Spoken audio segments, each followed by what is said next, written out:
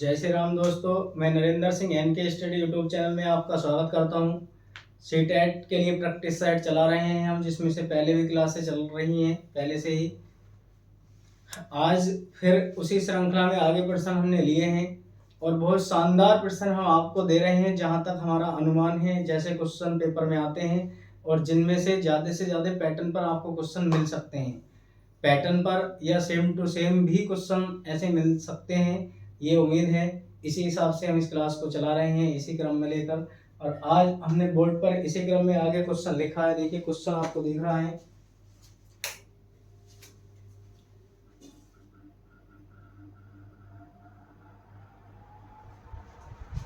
Question है आकृतियों के, क्वेश्चन क्या कह रहा है,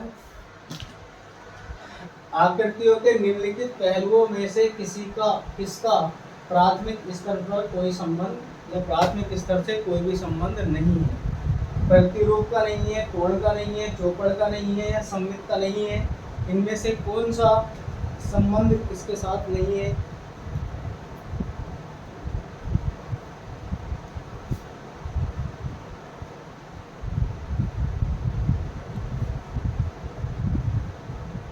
क्वेश्चन में ये बात हमसे पूछी गई है। देखिए, जो प्रतिरूप होता है, प्रतिरूप का मतलब है कि बालक को जिस आकृति को आप दिखा रहे हैं, सिखाना चाहते हैं, उसका आप प्रतिरूप दिखाएं बालक को, तब वो अच्छे से और उसकी उस आकृति को अपने ध्यान में रख सकता है और एक बेहतरीन प्रयास के अनुसार सीख सकता है। तो प्रतिरूप का तो है कोण। कोण का प्राथमिक स्तर पर कोई महत्व तो नहीं होता है, न ही बालक को कोण के संबंध में कोई जानकारी होती है। और प्राथमिक स्तर में चौपड़ का भी, सममित का भी। सममित का मतलब एक किसी भाग को दो भागों में आधे आधे बांट कर बताना कि जैसा ये है वैसा ही ये है। मैंने आपको ये वाला चैप्टर भी जब थ्योरी मैंने पढ़ाई है, मेरी एमके स्टडी इसी चैनल पर पढ़ी हुई है, आप प्लेलिस्ट में जाकर देखें। तो ये सममित वगैरह सारी चीज़ें मैंने आपको पढ़ा रखी हैं। कोण का कोई भी स्तर या कोण का कोई भी महत्व प्राइमरी स्तर पर नहीं होता, और इसका यही आंसर राइट होगा, कोण। देखिए, मैं आपके लिए बहुत बेहतरीन प्रयास ही कर रहा हूँ ज़्यादा से ज़्यादा। और आप जो भी भाई बहन हमारी क्लास को देखते हैं, ज़्यादा से ज़्यादा वो प्रीवियस ईयर क्वेश्चन सोल्व करें, जिससे आपको एक अच्छा एक अनुभव, एक्सपीरियंस उत्पन्न हो और आप उन क्वेश्चनों को उसके आधार पर कर सकते हैं। लेकिन एक बार चैनल को अवश्य सब्सक्राइब करें। आगे चल रहे हैं। देखिए क्वेश्चन में अगला क्वेश्चन क्या है।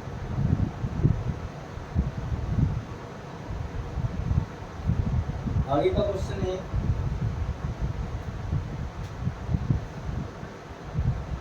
Question number 2। क्वेश्चन नंबर 2 में है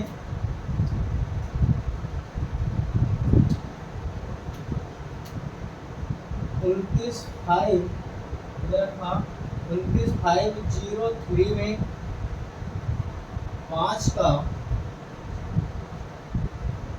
5 के स्थानीय मान तथा 3207 में 32,071 में 7 के अंकित मान का अंतर होगा। ये हमें बताना है कि इसका अंतर क्या होगा। ए ऑप्शन में दिया गया है, क्या होगा देखिए 430 होगा। बी ऑप्शन में दिया गया है 493 होगा। सी ऑप्शन में हमें दिया गया है 2 होगा। और डी ऑप्शन में दिया गया है 43 होगा। ये हमें ऑप्शन इसके दिए गए। देखिए, स्थानीय मान और जातीय मान में क्या अंतर होता है, ये ज़्यादातर मैं हर प्रैक्टिस सेट में ऐसे इस टाइप का क्वेश्चन ले रहा हूँ, क्योंकि इस टाइप के क्वेश्चन अधिकतर बनते हैं। इसीलिए मैं ऐसा क्वेश्चन एक हर प्रैक्टिस सेट में ले रहा हूँ। संख्याओं के आरोही अवरोही क्रम से आपके प्राइमरी लेवल में क्वेश्चन बनते हैं। जूनियर का प्रैक्टिस सेट में चला रहा हूँ, जूनियर का भी आपको प्रैक्टिस सेट मिलेगा कल से, यानी कि आपको देखने को मिलेगा हमारे चैनल पर। आप देखना, वो स्पेशल जूनियर के लिए चलाई जा रही है। तब हम इसे हल करें। देखें, स्थानीय मान जो होते हैं, स्थानीय मान उनके पीछे जितनी संख्याएं हो उसके साथ 0 लगा देते हैं।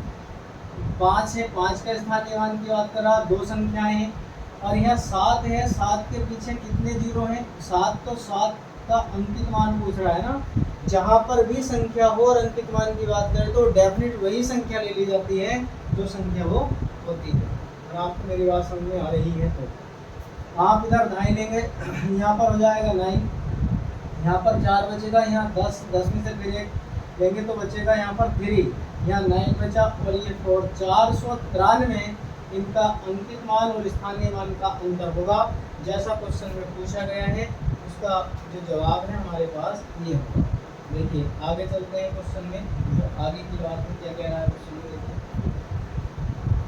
अगला क्वेश्चन है, बहुत सिंपल क्वेश्चन वहाँ पर आते हैं, लेकिन आपके पास समय का थोड़ा क्योंकि प्रैक्टिस बढ़िया नहीं की होती है तो समय का या थोड़ा जल्दी में अभाव का इस तरह का कारण बन जाते हैं, वरना बहुत अच्छा क्वेश्चन यहाँ पर बनते हैं। आगे क्वेश्चन नंबर 3 है हमारे पास। क्वेश्चन में कहा गया है ठीक है 603 गुणा 28, 603 गुणा 28 बराबर 63 गुणा 4 और ये खाली स्थान है, तब रिक्त स्थान पर संख्या है। वो हमसे कह रहा है कि रिक्त स्थान जो है उस पर संख्या क्या है ये हमें बताइए। ए ऑप्शन में दिया गया है हमें, ए ऑप्शन में 63 दिया गया है, बी ऑप्शन में 7 दिया गया है, सी ऑप्शन में दिया गया है 67, सी ऑप्शन में हमें 67 और डी ऑप्शन में दिया गया है 28 ये दिया गया। अब देखिए ऐसे में क्या करते हैं, जब भी कोई रिक्त स्थान पूछा जाए, खाली स्थान पूछा जाए, आप उसमें से किसी भी एक स्थान को ले लेते हैं। जैसे मैंने यहाँ पर लिया, देखिए क्या लिया है, इसमें हमने लिया x मान लेते हैं इंटू 28 इक्वल टू 63 और 63 गुणा 4 है ये, है ना। आगे की संख्या पूछ रहा है 4x मैंने इसमें रख लिया, ये है मेरी संख्या यहाँ पर बनी है। देखिए 4x जब मैंने यहाँ पर रखा है तो ये संख्या हमारी बन चुकी है। मुझे x की वैल्यू की आवश्यकता है 603 गुणा में 28 और बटे में आएगा 63 गुणा 4। 7 से अगर मैं इसे काटूँ 7 नाम 63 और 7 चौक 28 में इससे इसे भी काट सकता हूँ, इससे हम इसे काट सकते हैं। अब हमारे पास जो बचता है तो नीचे कितना बचा आपको दिखाई दे रहा होगा। जो संख्या हमारी बची है कितनी बची है 9, ये होगा 603 और बटे में 9। जब 9 से काटेंगे तो कितनी बार जाएगा, 9 छंग 54 और यहाँ पर 6 बचे 3 63 और 9 सत्ते 63 बचेगा। x की जो वैल्यू आई ये 67, कितनी आई 67, 67 x की वैल्यू होगी। इस प्रकार से छोटे छोटे क्वेश्चन आपसे पूछे जाते हैं।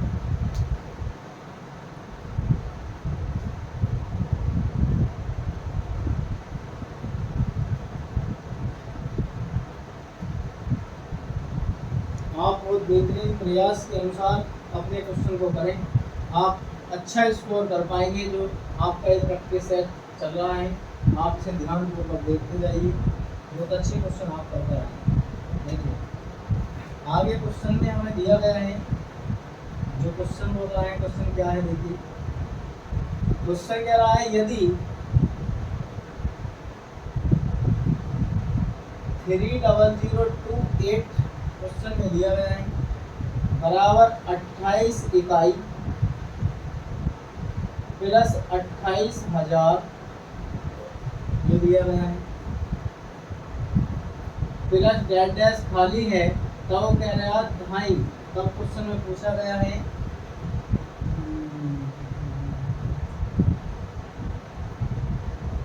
यहाँ पर है 2.5 और वो कह रहा तब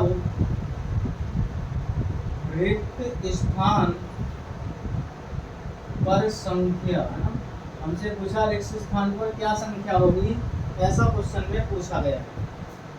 ए ऑप्शन में क्या दिया गया है देखिए, वहाँ ए ऑप्शन में हमें दिया गया है 200, बी ऑप्शन में 208, सी ऑप्शन में 220 और डी ऑप्शन में हमें दिया गया है 195। ठीक है, ये हमें ऑप्शन में दिया गया है। हाँ देखिए, हम इसमें क्या करते हैं, मैंने अभी अभी आपको एक क्वेश्चन और करवाया है इसी टाइप का।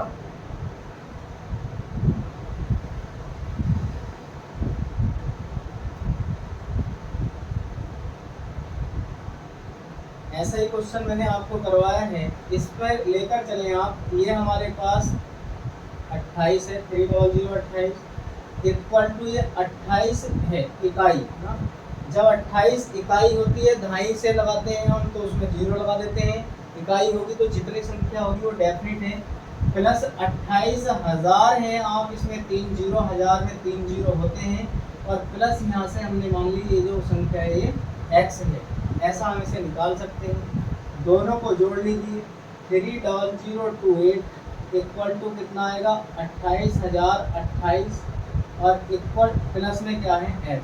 जब हम इसे इधर लाएं तो ये होगा, यहाँ पर क्वेश्चन में जो दिया गया है हमारे पास, ये 10 में पूछ रहा था ना दहाई का अंक क्या होगा, तो यहाँ पर मैं 10 मानूंगा, 10x, ठीक है।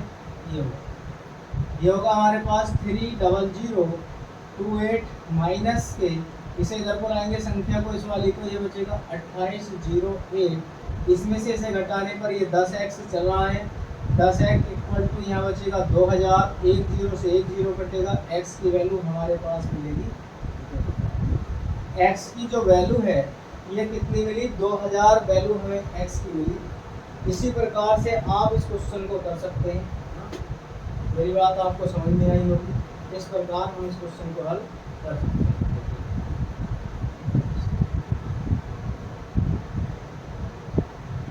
आगे चलते हैं, अगला क्वेश्चन है।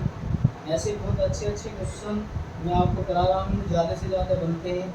जिस पैटर्न पर हमसे क्वेश्चन पूछे जाते हैं, देखिए मैं उन्हीं क्वेश्चन को ज़्यादा से ज़्यादा लेने की कोशिश कर रहा हूँ। बढ़िया क्वेश्चन है और क्वेश्चन में पूछा गया है, अगला नंबर जो भी है, एक संख्या 100, एक संख्या 100 के आधे से छोटी है। एक संख्या है कोई जो 100 के आधे से छोटी है और तथा, यहाँ लिखो, और 4 इकाई तथा 5 दहाई के बीच, 5 दहाई के बीच में है, में इसका इकाई का अंक इसके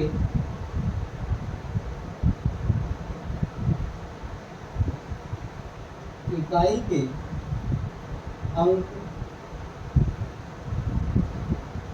दहाई के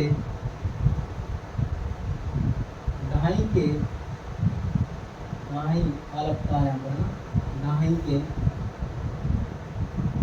है दहाई के अंक से एक कम है, एक कम है, ये दिया गया।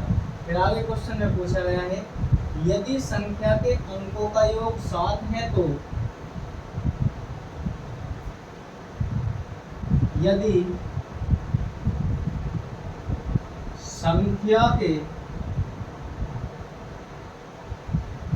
अंकों का योग 7 है तो गुणनफल क्या होगा।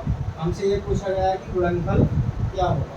देखिए ऑप्शन में क्या क्या दिया गया है, ए ऑप्शन में 20 दिया गया है, बी ऑप्शन में 16 है, सी ऑप्शन में 12 दिया गया है और डी ऑप्शन में 28 दिया गया है। अब जो क्वेश्चन हमसे पूछ रहा है, क्वेश्चन की सही तरीके से आप जांच कीजिए क्वेश्चन क्या कह रहा है। देखिए वो हमसे पूछ रहा है, मात्र एक लाइन में क्वेश्चन का जवाब आपको मिल जाएगा। शॉर्ट टिक में क्वेश्चन करें यहाँ, एक संख्या 100 के आधे से छोटी है। ये डेफिनेट बात है कि हमारे पास कोई संख्या है और 100 का आधा होता है 50, यानी कि वो संख्या 50 से कम है। और 4 इकाई तथा 5 दहाई के बीच में है। 4 इकाई तथा 5 दहाई के क्या है, बीच में है। इसके इकाई के अंक दहाई के अंक से एक कम है। इसके जो इकाई का अंक है वो दहाई के अंक से एक कम है। इकाई और दहाई है ना, इधर से चलेंगे इकाई दहाई, और वो कह रहा है कि दहाई का इकाई का जो अंक है वो दहाई के अंक से एक कम है। देखिए फिर आगे की बात कह रहा है कि उसका योग जो है कितना है, योग दिया गया है 7 है और गुणनफल हमें बताना है। अब 50 से छोटी ऐसी जो संख्या है जिसका योग 7 हो, है ना, 2 कंडीशन उसने दी है। पहली बात तो योग 7 होना चाहिए, और दूसरी कंडीशन ये है कि इकाई का जो अंक है वो दहाई के अंक से एक कम होना चाहिए। तो इकाई दहाई के अंक से एक अंक कम है, ये बात हमें बता रहा है 43, यानी कि 43 संख्या ऐसी है जिसका अंकों का योग 8 है। 50 से कम की, आधे से कम की बात कर रहा हूँ, तो 50 से कम भी है, योग 7 भी है, इकाई का अंक दहाई के अंक से एक कम भी है, तो वो इनका गुणनफल की बात कर रहे हैं। और यदि हम इसका गुणनफल निकालते हैं तो 4 गुना 3 होगा इक्वल टू आएगा 12। तो देखिए ये 12 है या नहीं है ना, आप इससे लगा लीजिए। 4 50 से कम भी है, आधे से, अंकों का योग 7 भी है, ढाई से इकाई का अंक एक कम भी है ना। यही बात मैं पूछ रहा था, 12 आंसर मिला। इस प्रकार से हम क्वेश्चन के आंसर को पकड़ लेते हैं। अगर आप क्वेश्चन अच्छे से समझ लेते हैं, क्वेश्चन का आंसर तुरंत आपको मिल जाएगा। इसलिए आप विशेष ध्यान देकर पहले क्वेश्चन को पढ़ें, क्वेश्चन में क्या बात कहनी चाह रहा है। क्वेश्चन अगर आपकी समझ में आ जाता है तो आप आसानी से क्वेश्चन को कर सकते हैं। देखिए एक क्वेश्चन आपको भाग देने वाला मैं ले रहा हूँ, ज़्यादातर हर सेट में ऐसा क्वेश्चन में लेकर चल रहा हूँ जिससे आपका आने वाला क्वेश्चन कोई भी गलत ना हो सके। क्वेश्चन में कहा गया है, क्या कह रहा है क्वेश्चन, देखिए क्वेश्चन है जब 80808 को 108 से भाग देने पर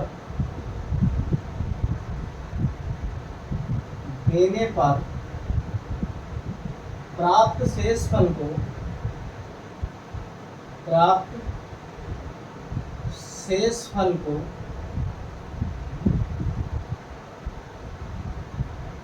90909 प्राप्त शेषफल को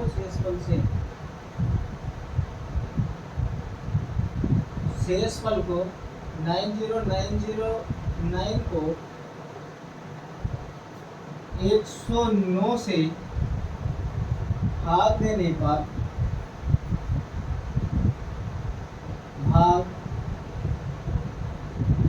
पर प्राप्त शेषफल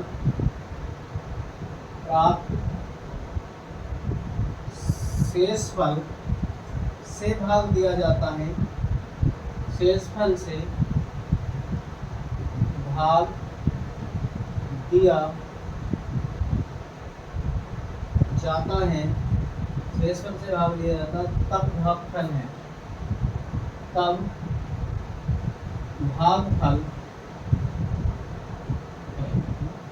भागफल क्या होगा।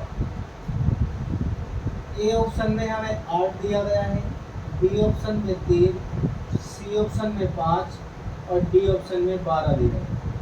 देखिए क्वेश्चन बड़ा ही अच्छा क्वेश्चन है और बहुत ही अच्छा क्वेश्चन है, जहाँ तक भी कहा जा सकता है अगर आप इस क्वेश्चन को सही से देखें तो आपको क्वेश्चन का आंसर मिलेगा। बहुत अच्छा क्वेश्चन है।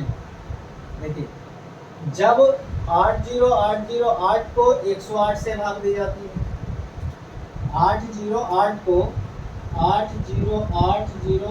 को कितने से भाग दे रहे हैं हम, 8 से, तब प्राप्त शेषफल को जो कि 90909, जब हम इसे भाग देते हैं कितने से, 109, जब हम इसे इतने से भाग देंगे तब हमारे पास जो दोनों के शेषफल आते हैं, इसके शेषफल से इसके शेषफल को भाग देने पर, यानी कि इसे जब हम भाग देंगे तो जो शेषफल इसका आएगा बाद में जो इसका शेषफल आएगा, इसके शेषफल को इससे भाग देने पर क्या प्राप्त होगा। क्वेश्चन इतना घुमाकर पूछ रहे हैं, और यदि आप लगा देंगे ऐसे ही तो देखिए क्वेश्चन में आपको मैं बना दूँ यहाँ पर ऑप्शन के लिए, ऑप्शन में लिख रहा हूँ देखिए ये 3 ठीक है, और यहाँ पर ऑप्शन में आपको ये भी दिया जाएगा, ठीक है। जितने भी आंसर इससे बनेंगे 3 आंसर आपको मिलेंगे इन सवालों से, और तीनों आंसर ऑप्शन में है। आपको कंफ्यूजन पूरा किया जाएगा जितना भी आपको हो सकता है। ये 108 है, सॉरी ये 108 था ना, हाँ ये 108 है। जब हम 108 को भाग देते हैं 808 में तो ये 756 बार जाता है। 108 में भाग देने पर 756 बार, और कितनी बार जाएगा, 7 बार। यहाँ से जब हम इसे घटाएं देखिए 8 में से आप 6 घटाएंगे तो 2 बचेगा, ढाई लेंगे 10 में से घटाएंगे 5, और ऊपर से उतार लीजिए आप 0। कितना लिख लेंगे, 0 लिखेंगे। जब आप इससे भाग देंगे तो 4 बार जाएगा, और 4 बार जाएगा ना, ये 500 कितना हुआ, 520 है, और ये जाएगा हमारे पास 432। 432 में 4 बार। आप इधर को ढाई लेंगे, यहाँ 4 बचे, सॉरी यहाँ से ढाई लेंगे 10, 10 में से 2 गए तो 8 हुआ। यहाँ पर बचा 1, जब 11 में से 3 जाएंगे तो बचेगा 8 हमारे पास, 8 3 11, और यहाँ 0 बचेगा, हम उतार लेंगे 8। ये 888 बचता है, 888 है, और 888 में 8 बार जाएगा 864 बार, 866 बार जाना चाहिए, 8 64, और जब ये इतनी बार जा रहा है ना 864, ये 888 है, जब यहाँ से जाएगा तो 864 बार ही आएगा, ठीक है, और 8 बार। तब यहाँ से बचेगा देखिए 4, और ये बचा 2। जब हम इसे भाग करेंगे तो आपको 24 शेषफल मिलता है, कितना, 24। इसी प्रकार हम दूसरे वाले को जब भाग करते हैं देखिए तो कितनी बार जाता है, आप अब उसका नंबर लगाइए, उसे देखेंगे तो कितनी बार जाएगा उस समय।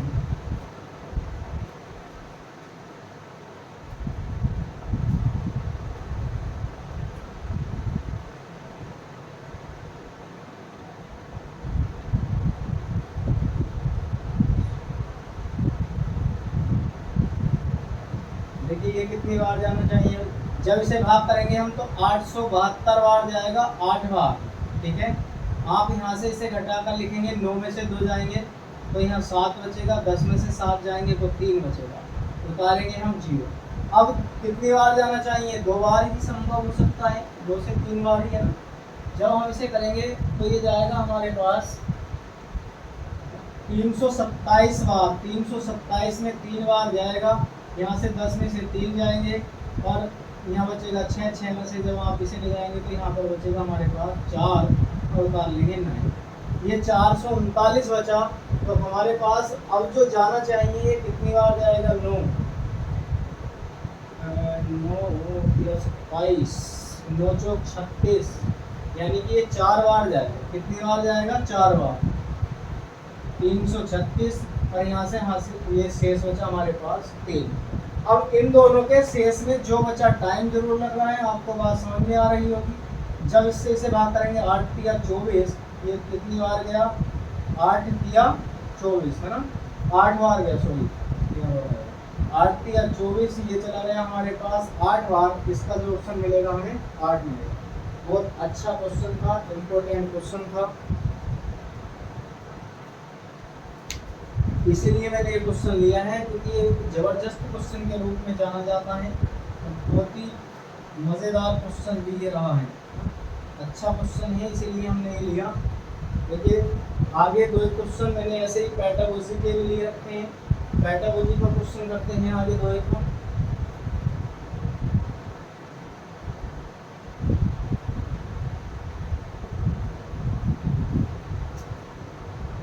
क्वेश्चन है हमारे पास आगे,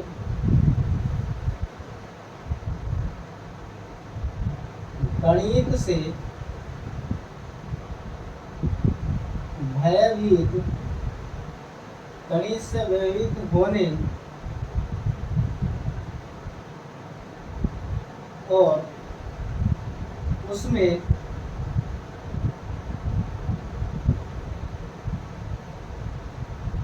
असफल होने के लिए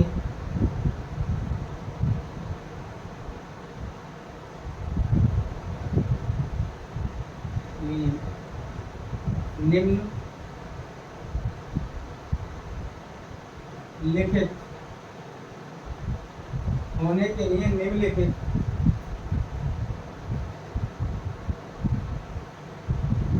में से किसे एक कारण नहीं माना जा सकता है, ये कहा गया। देखिए ए ऑप्शन में क्या कहा गया हमसे, ऑप्शन नंबर ए है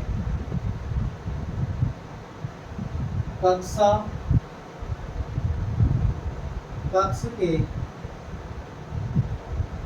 अनुभव, और बी ऑप्शन में कहा गया है प्रतीकात्मक संकेत, सी ऑप्शन में हमें मिला है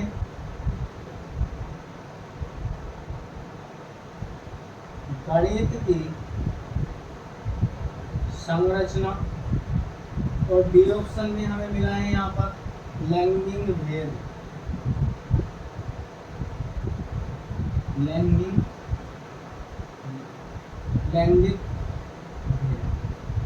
देखिए क्वेश्चन में क्या कहा गया, आप क्वेश्चन सुनिए ध्यान से। क्वेश्चन में कह रहा हमसे कि गणित से भयभीत होने और उसमें असफल होने के लिए, गणित से बालक डरता हो, उसमें असफल होता हो, तो निम्नलिखित में से किसे एक कारण नहीं माना जा सकता। देखिए इसमें एक कारण क्या नहीं माना जा सकता, हमें ये निकालना है। कक्ष के अनुभव, या बालक जब कक्षा में पहले से जाएगा वो कक्ष के अनुभव लेकर जाएगा, क्या वो ऊपर से ही सीख का आया सारी चीज? भाई जब ऊपर से सीख का आएगा तभी तो कक्षा में अनुभव लेकर जाएगा बालक, लेकिन कक्षा में जाकर ही सीखेगा वो अनुभव, तो ये तो एक कारण है ना। तो गया कारण नहीं हो सकता, तो ये भी एक कारण ऐसा है कि जब कक्षा में बैठेगा तभी तो अनुभव उत्पन्न करेगा, तो ये भी एक कारण है कि जब बालक कक्षा में ही नहीं जा रहा है तो उसे अनुभव कैसे होगा, है ना। ऐसा तो है ना कि ऊपर से सीखता है और सब एक्सपीरियंस है, घर है बालक और आराम से गणित में पास हो सकता है। दूसरा प्रतीकात्मक संकेत, ये भी एक कारण है कि प्रतीकात्मक संकेत की वजह से बालक गणित में असफल हो जाता है। मान लीजिए हम कहते हैं कि बालक से कि व्रत बनाइए, व्रत को बताया ना जाए कि व्रत गोल होता है, रुपए के जैसा होता है, रोटी के जैसा होता है, तो बालक को जब तक प्रतीकात्मक यानी कि प्रतीक के द्वारा बालक को नहीं सिखाया जाएगा तो बालक गणित में रुचि उत्पन्न नहीं करेगा। गणित की संरचना, हम गणित की संरचना के अनुसार बालक को पढ़ाते हैं और उसके अनुसार बालक को नहीं पढ़ाया जाएगा तो ये भी एक कारण होगा कि बालक असफल होगा। ये तीन कारणों पर के हैं, लेकिन लैंगिक भेद, ये लड़की है, लड़का है, पुरुष है, महिला है, इस तरह से गणित में फेल होने का या गणित में असफल होने का कोई कारण नहीं होता। हर कोई गणित सीख सकता है, चाहे वो लड़की हो लड़का हो, तो लैंगिक भेद इसका कोई कारण नहीं होता कि बालक गणित में असफल हो या गणित में असफल रहा हो। इसीलिए ये क्या है, ये इसका कारण नहीं होगा और यही ऑप्शन आपका इसमें राइट होगा। आगे क्वेश्चन है, आगे देखते हैं और चलो।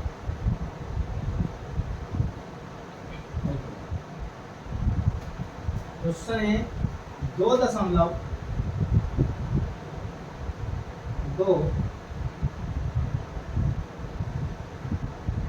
दशमलव संख्याओं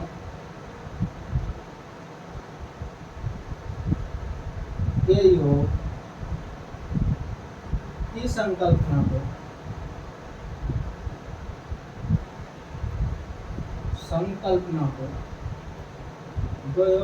दशमलव योग की संकल्पना को पढ़ने के लिए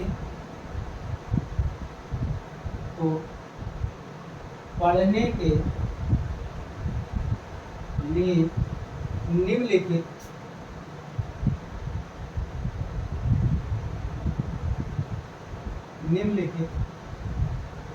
में से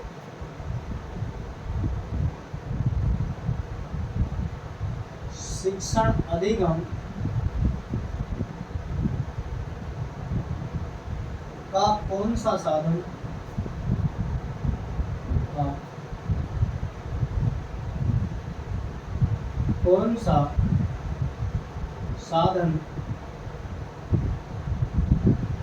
सर्वाधिक उपयुक्त है।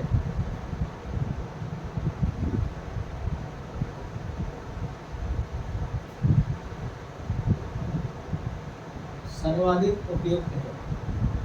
ए ऑप्शन में कहा गया है जियो बोर्ड,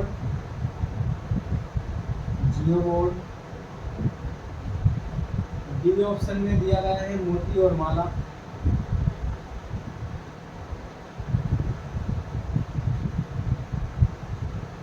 सी ऑप्शन में दिया गया है ग्राफ पेपर,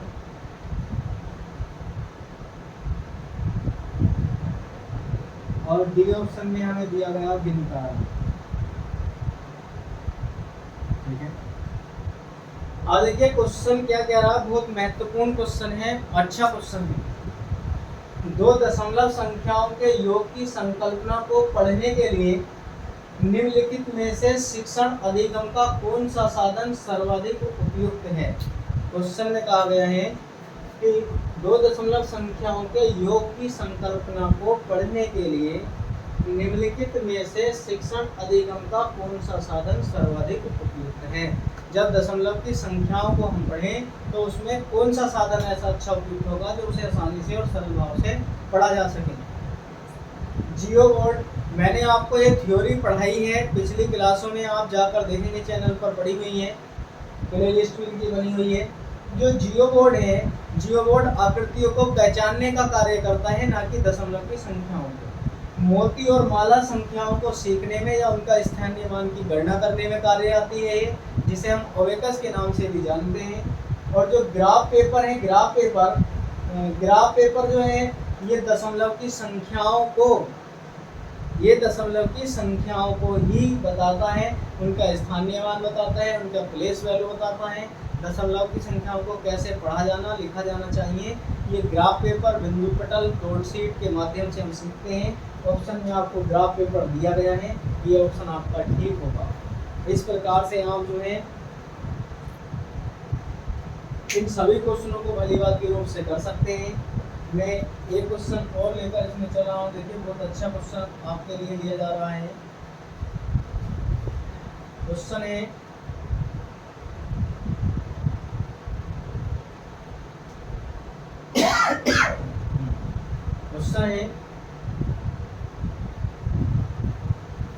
क्या है क्वेश्चन, देखिए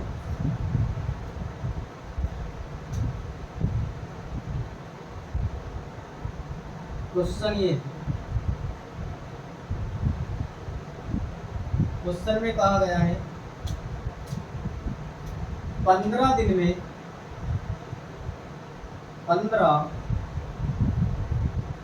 दिनों में मिनटों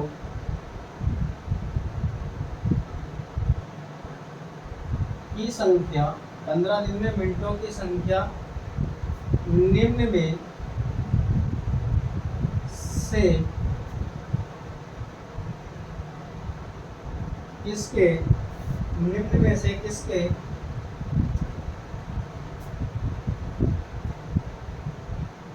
सेकंडों की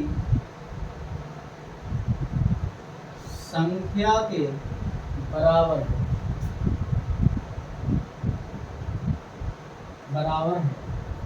ए ऑप्शन में दिया गया है, देखिए ए ऑप्शन में हमें दिया गया है 4 घंटे की, और बी ऑप्शन में दिया गया 6 घंटे की, और सी ऑप्शन में हमें दिया गया है 8 घंटे की, और डी ऑप्शन में हमें दिया गया है 10 घंटे। चलो इसे 10 घंटे।